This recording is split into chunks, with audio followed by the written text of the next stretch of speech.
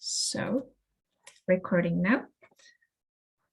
So once again, welcome everybody for the BQ 2022 closing session, and happy to see all of you here. Also, for those that joined late, now you get a new chance to be welcomed by me. But as I was saying, the small groups this week really created a different atmosphere compared to last year's. Whereas last year's I was feeling like BQ is a wide room, or maybe, I don't know, even a hall where people are mingling around. And I'm just wishing I could meet everybody and hoping I could share a moment of interaction with everybody. This year, I feel like I've almost had that. Of course, I've been lucky to take part in all of the workshops at least once. For some of them, I got to join the run-throughs before the event. So I've had more to fill my BQ cravings than maybe some of you have had. But in these interactions, I've been reflecting on the pandemic. It's not surprising. It's kind of a boring topic maybe, but for me, it connects to how I had to cancel the in-person workshop that I was planning. I was quite disappointed. I was feeling like, well, okay, I guess back to like only online and back to missing connections with people, back to missing a community. But then now after this week, I just feel like, wait, no, the community is still here. The community still exists. It doesn't need to be in person. I'm looking forward to seeing many of you in person. But with some of you, I won't be happy enough to meet you face to face, probably ever. But it doesn't make me any less happy to have shared the BQ experience with all of you this year.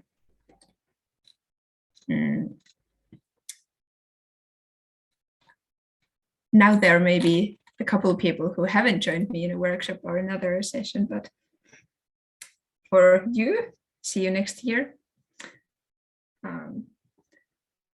And next to go to what BQs emerged during this week, I'm handing the microphone to Onesha and Samia.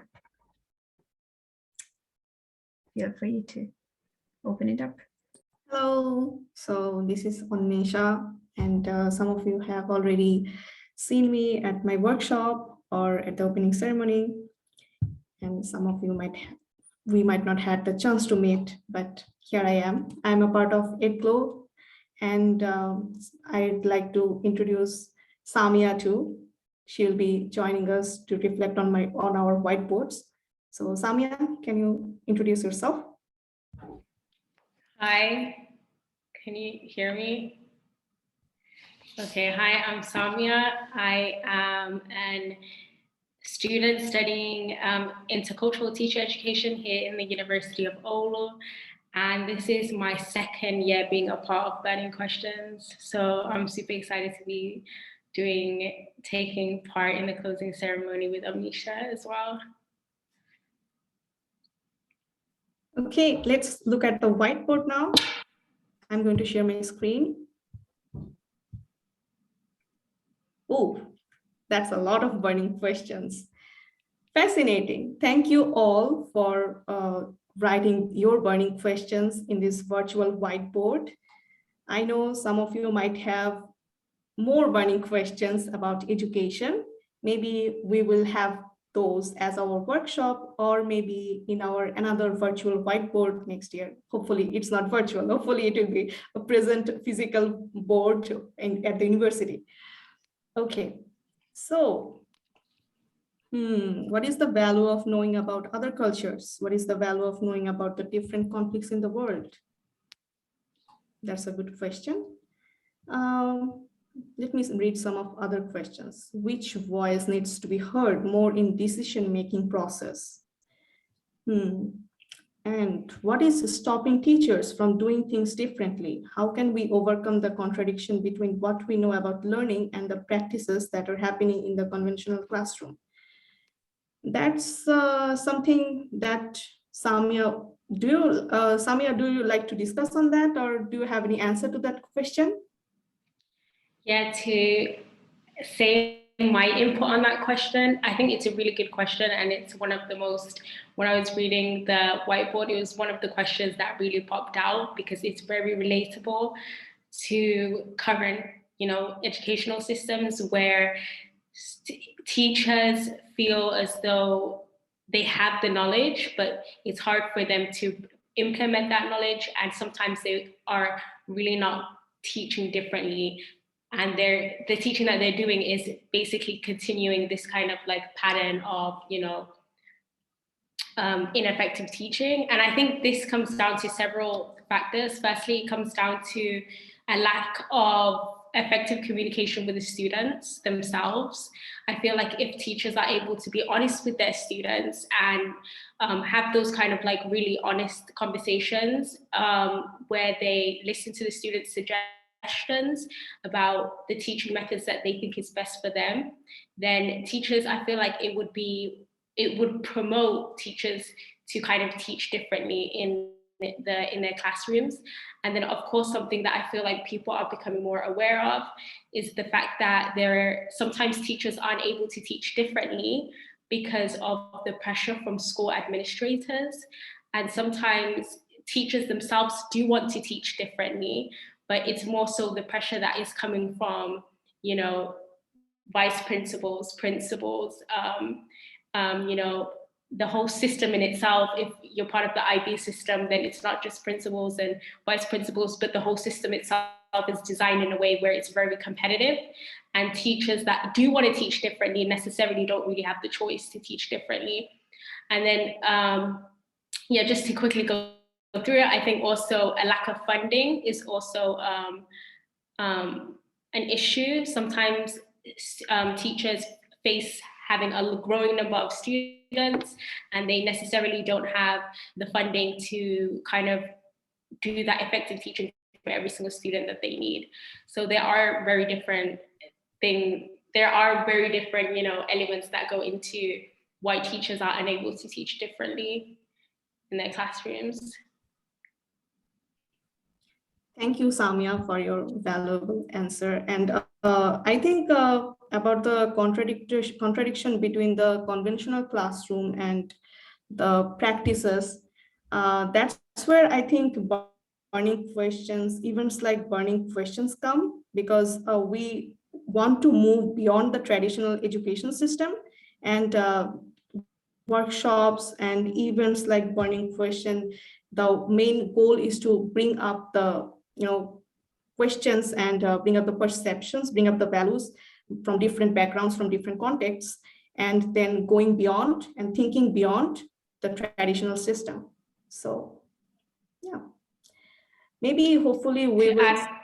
Yeah, sure. Samia, go ahead. To add on to what Amnisha said, I really think that I also agree with you. Burning Questions is a platform where we're able to come together and think about, obviously, like we all know the benefits of different ways of learning. And I think Burning Questions this year has also showed concrete ways that this learning can be done in practice. And I think that is something that can help us going from more so the learning aspect in a more theoretical way to a more, how do we actually put it in classrooms? And I think that will help implement it more in a through practices, which is something hopefully Burning Questions can continue pushing through for several years. Okay, there is not only the first page, we have so many more questions on the second page too. Let's look at those. How to solve problems like burnout, lack of power without pushing the problems from one group to another. Okay, what does it really mean to be culturally responsive? How can educators prevent student burnout? From where do we start making changes in the systems that are causing burnout? So many questions about burnout.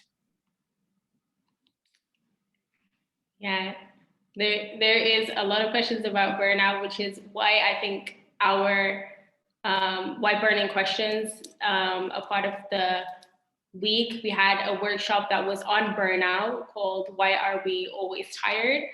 And I think that through this workshop, on Tuesday and on Thursday, we were able to not only think about the causes of burnout, but also come up with actual concrete solutions together about how we can fix that, And it was so nice how it was participant focused and how we were able to, how everybody was able to come together and actually think about solutions to burnouts that happen everywhere, because it's something everyone can relate to.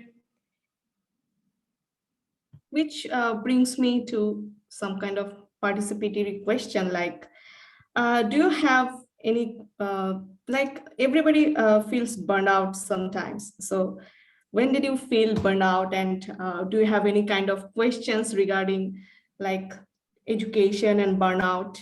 Please, you have the floor to express yourself.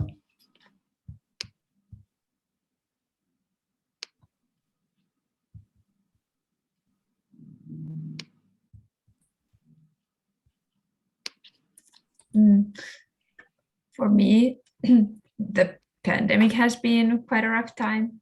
I believe I'm not alone in that at all, but also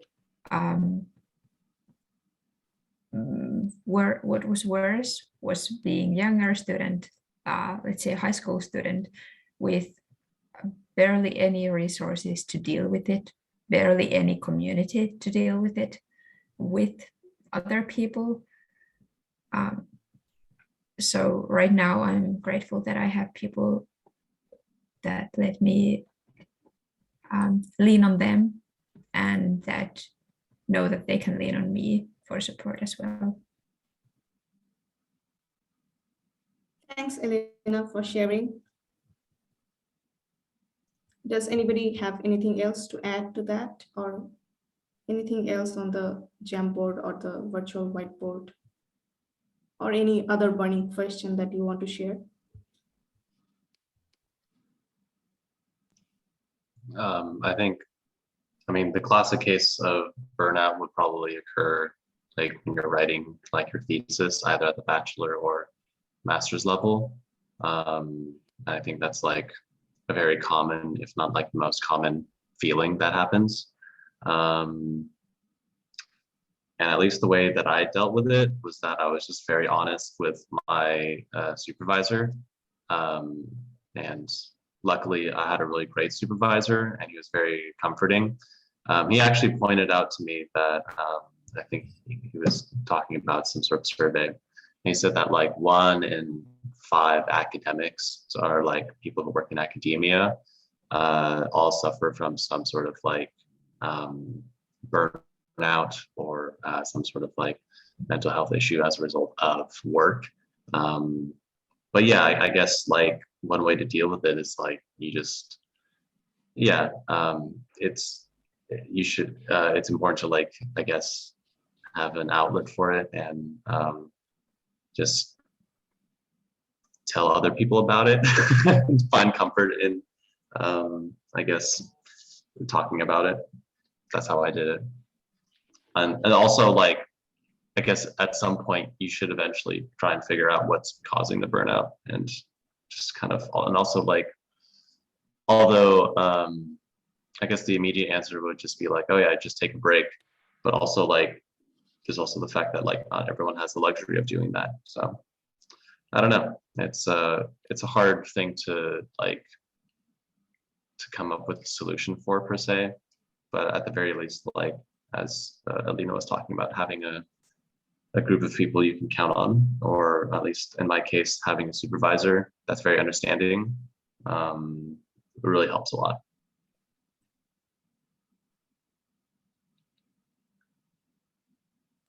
Perhaps I could add that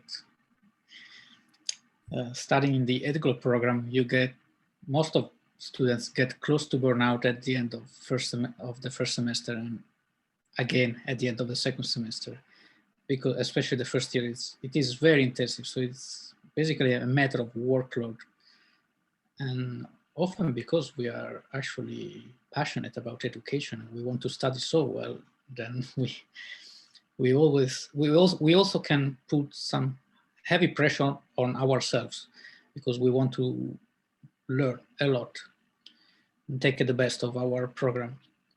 So on one hand, actually this engagement and this connection, this commitment to the course is what actually keeps you motivated and very, very energized. So I could overcome the sense of burnout because I was committed. I was perceiving I was getting meaningful learning. And so there was some joy of learning. But this anyway is quite demanding. Like at the end of the second semester, I was really drained because keep going with this power, it's tiring. So after months of studying this way with this heavy workload, I was anyway very, very tired. Not burning out, but tired, just tired. One of the workers was, why are we always tired? I was really, really tired that I couldn't just do anything more after the end of May. So yeah, I really would suggest to find a way to keep yourself connected, engaged, and committed to studies, but also to support your classmates, because I found out that the support of my classmates, even by just going to the campus and meeting someone just 5 minutes and say hello, having a coffee at the cafe, was really vital for me. So even though the classes were online, just the fact of seeing each other and interacting. Of course, if you cannot, it's also important to interact online or to just connect online. It's okay, but just this feeling that connecting with each other is vital for the whole community. You can really support and get supported by your classmates, by your friends. Thanks, Giacomo, for sharing. And since we're running out of time, I'll move to Elena. Thank you all for sharing, and thank you all for writing your burning questions. Yes, but no worries.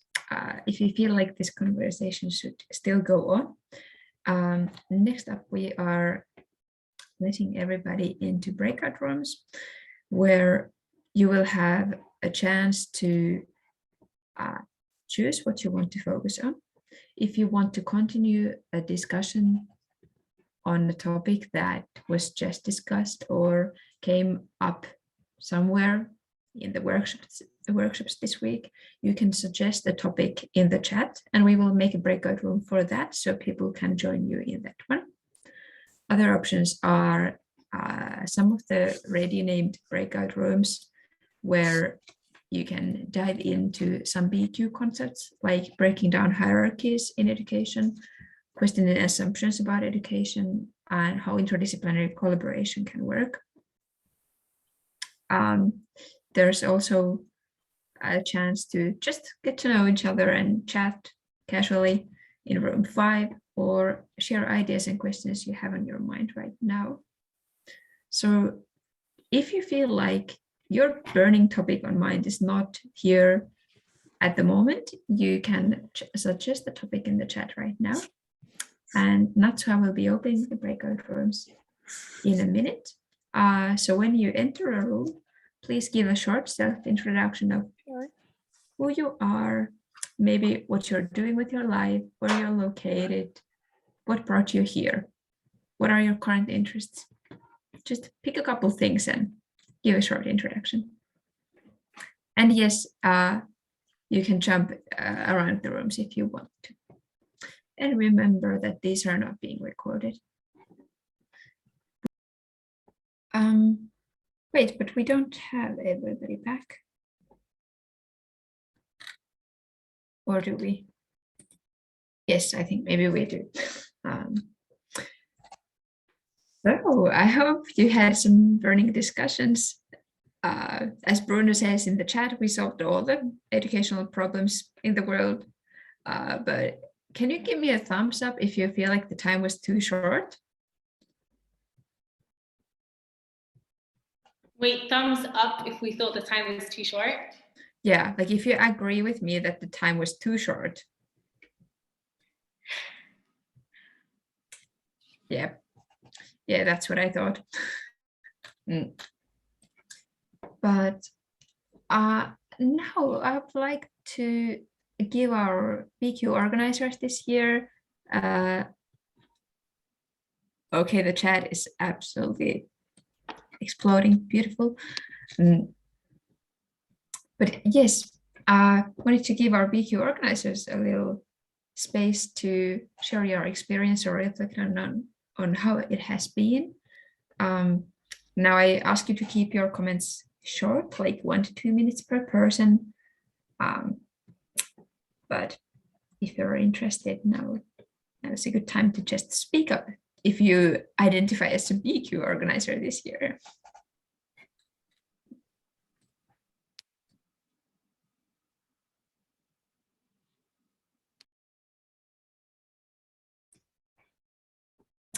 Oh, the awkward dance of, okay, who goes first? Not so. I'm letting you have the floor because you were in the same breakout room as me. Sorry, Alex. Thank you, Lina. So yeah, I want to share that. So this is my second year getting involved in burning questions, and then this year, because we started, a new event, also in continuation to the last one as well. But then we tried some new things as well this year.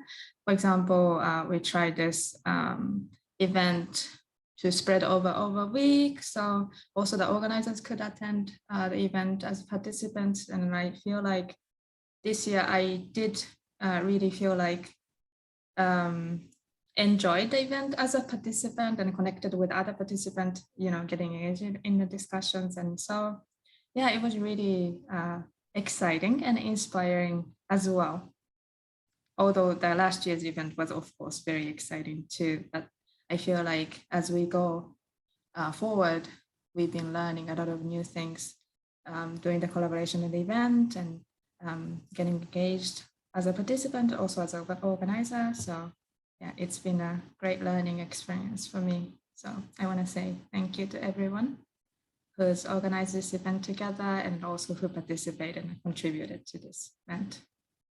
Yeah, I pass on to Alex. How was your experience? Okay, well, for me, unfortunately, this is my first year with burning questions, and I really regret that. And I think a good way to explain why that happened, what happened today in today's workshop.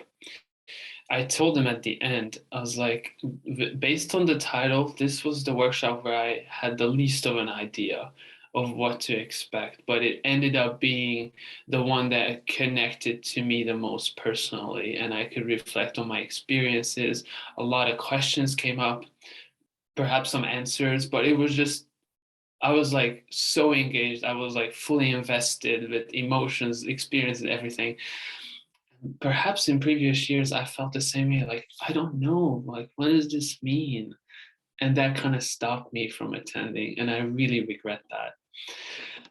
But this year, like leading a workshop, I think my biggest takeaway and what I would like to say is like a huge thank you for the participants, because it was the participants that made our workshops what they were. And I've learned so much. I feel like I got to know people a little bit who participated. So overall, I just like really enjoyed this, and I don't know. I hope I can stay connected with Burning Questions and be involved next year and in the future, because it's just, yeah, it's like for me, like my feeling about Burning Questions is that the event is so much more than what is on the surface when you see the information packet and when you see the title and when you see the topics. There's so much more that actually happens once you attend and have the conversations, and it's just, yeah, a very, very positive experience. Oh yeah, and I must give a huge shout out to Tuba, who was my co-host. She worked so hard, and yeah, our workshop would probably never have happened without her. So huge thank you to her.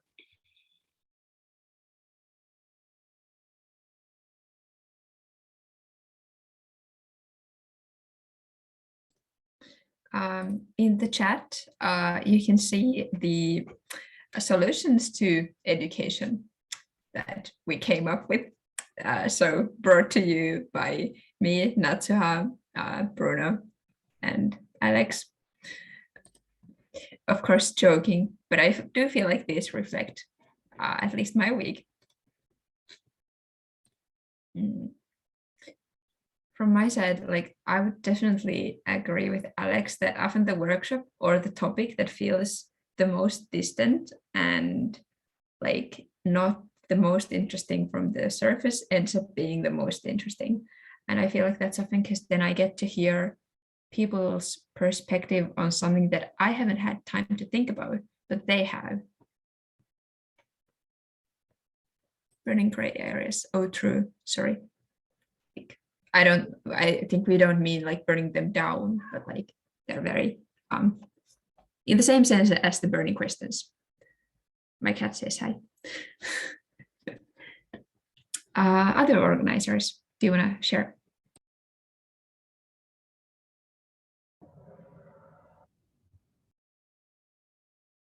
I don't know when I became a part of the Burning Questions family, but it feels so great, and it's an amazing experience to have people like you, like the whole, not about the whole event, like you created a comfortable and safe space for all of us, for all of the organizers and workshops, workshop leaders, participants, and it feels really great to be a part of it. Thank you all.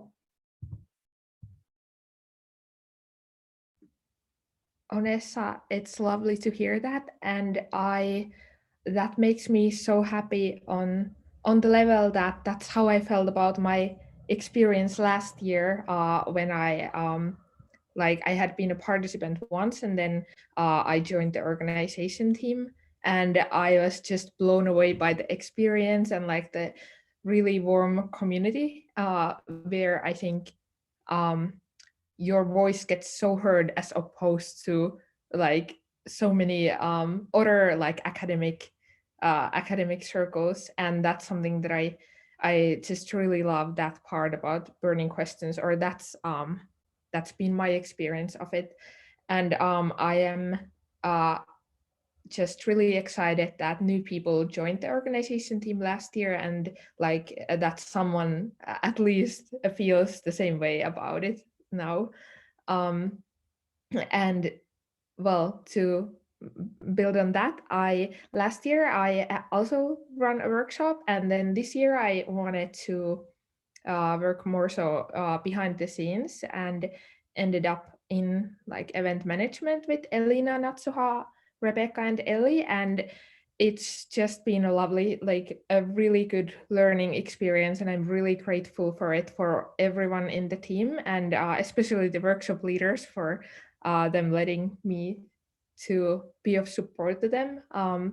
It's been really good to like kind of see a different angle of it. But yes, more also to in connection to what Alex said, yes, like the participants, like all of you, thank you so much for being here. Like every single one of you has brought like such a valuable point of view here, and it just makes me wish that I would have had like even more time to hear like more perspective, especially from the people who perhaps didn't end up having as much like time in this discussion. So just would be really excited to hear like even more from you, like the more silent participants, but like you are like equally valuable for being here, and the participants really make an event when it is participatory, like Burning Questions is. So, you know, there wouldn't be BQ without you guys. And I really felt that what Elina and others were saying about the small spaces created in the workshops this year. I felt that there were some like quite intimate discussions happening too, and they were just overall like great places to connect with people. So yeah, thank you all. Now, in order to have time to share our last exciting news, I'm asking that if other organizers still want to share, you do so in the chat. We have a feedback form for you, and we would really appreciate if you filled it in. Feedback is always a part of a good process, I believe so, at least. I'm going to share my screen so you can take a look at what it looks like. It shouldn't be too scary. Here it is. As you can see, this one is anonymous, so you don't have to fill in your name. If you feel like naming your institution would tell too much, you can leave that blank. As you can see, they are not mandatory. And we let you talk about your experience and share any suggestions you have. And just overall, I would like to say that feedback from last year was a really important part of how this year was created. So if you want to have an effect on what next year looks like, go on and fill it in. Also, we have a Discord channel. Oh, sorry. Now I'm getting ahead of myself, because in addition to this one, we have another form that is not anonymous, and that one is the sign-up form for BQ 2023 organizing team. If you want to, as a student, to be part of creating this event next year, fill in this one and you will be contacted, but also follow our advertising on social media and so on to know when next event is being kicked off for the start. But now, yes, we're getting to the very exciting part. People have been asking around, like, so where will we go after this event? Where can we continue these discussions? Where can we engage with this lovely community of people that are starting to form? And we have created a Discord server. Not all of you are familiar with Discord for sure, so no worries about that. It has been suggested that we could have a call next week, maybe, to talk a little about how Discord works, but I recommend that you bravely open it up and try it out. No worries if you're a bit confused at first, we will help you out. But if anyone would like to give a short explanation of Discord now, I would appreciate that, because my mind is blanking on how to describe it.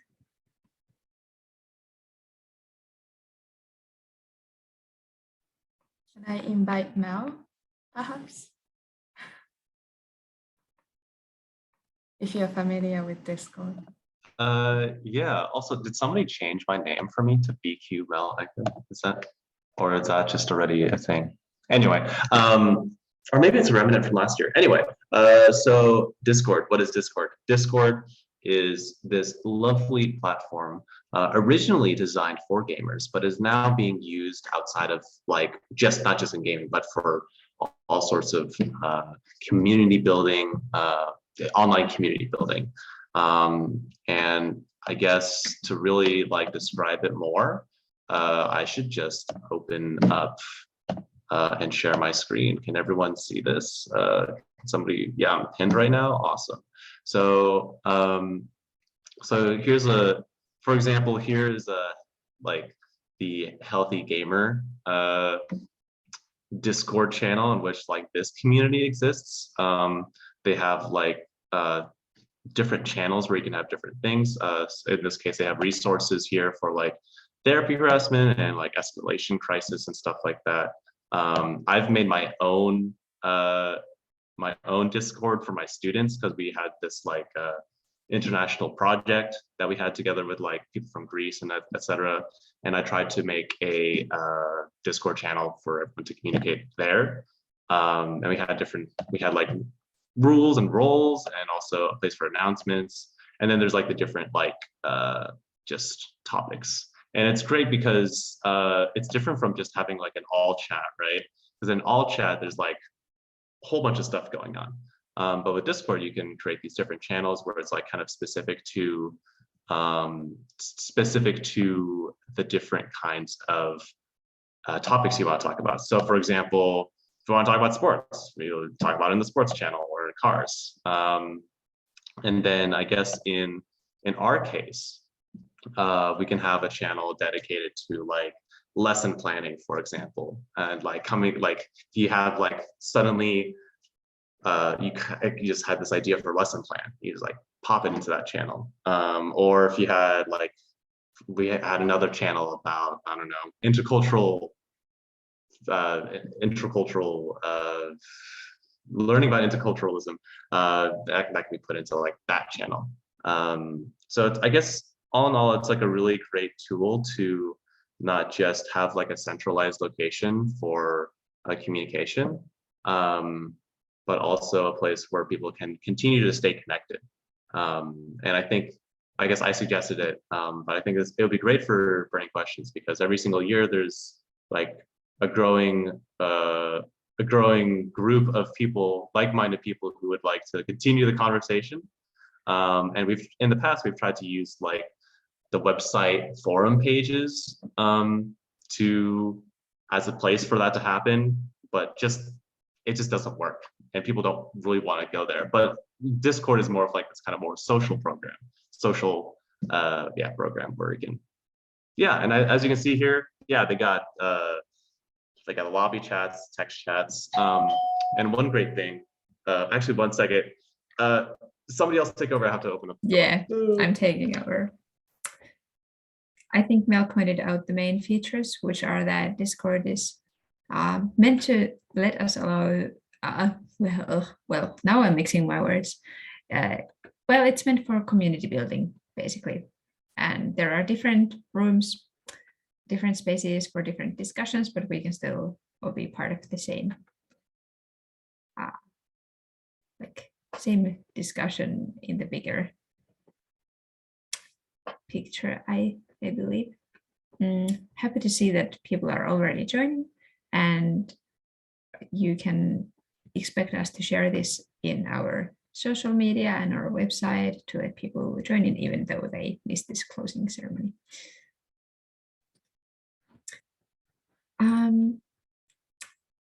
Yes, now if you have any questions about the Discord, you can ask them in the chat. You can direct them directly to some of our BQ people. And I'm thanking you so much for this week. I'm thanking, of course, all of my fellow event leaders, workshop organizers, everybody else behind the scenes. Thanking Gentle, who made possible the collaborative session today a little bit earlier. And yes, Gentle stands for Global Innovation Network for Teaching and Learning. So that's what they are. And of course, the biggest thank you always goes out to all of our participants, because this event wouldn't be anything without its participants. I believe I have said my piece. Does anyone have final comment or reminder to make? Just would like to say that as I was a participant both the first year and the second year, and I felt I would have liked to join the team, but I was feeling it would have been too much in terms of workload because of our 8 block problem. So I really appreciate your work and admire what you did for this event, because it's a meaningful, connecting event, and I'm really happy that you could work on it and offer this opportunity to all of us participants. Thank you so much, Giacomo. And as Natsa pointed out in the chat, let's take one more group photo to close the week off. Someone said photo. Yes, excellent, Alex, thank you. Now is the time to turn your cameras on. And as mentioned before, this will be shared on social media. So by turning your camera on, you're giving us permission to do so.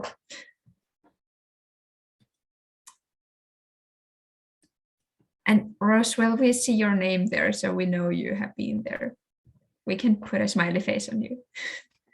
But okay, who will take the picture? Tuva, thank you.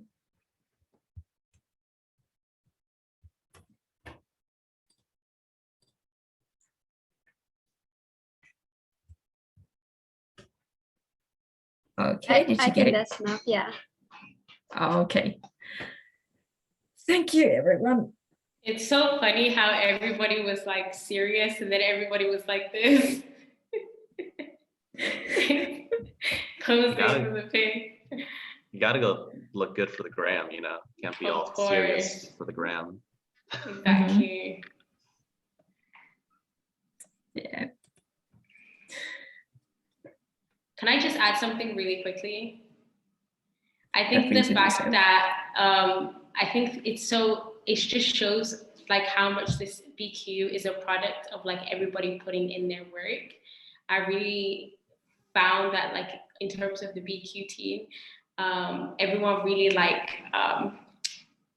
I'm sorry, my brain is mush because it's the afternoon, but everyone really did their part in terms of like the participants team, the funding, the tech team, like the event organizers, like everyone really, and then also outreach, and everyone was like, and the workshop leaders obviously, and I really like how everyone was giving each other suggestions, and everyone was helping other people be their best, do their best work, and encouraging and uplifting each other.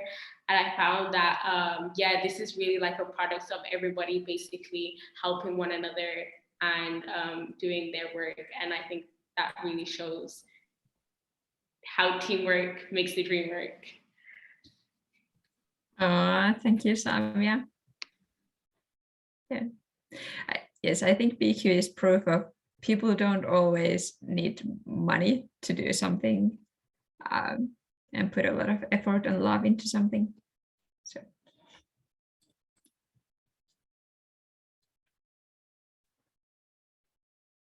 Okay. I think I'm going to hop over onto the Discord. And are we having a Discord after party? Is that what's going on? Maybe that's what we have to do. Okay. On Discord, is it just texting, or because like we can have voice chats and video calls as well. Okay. Yes. All right.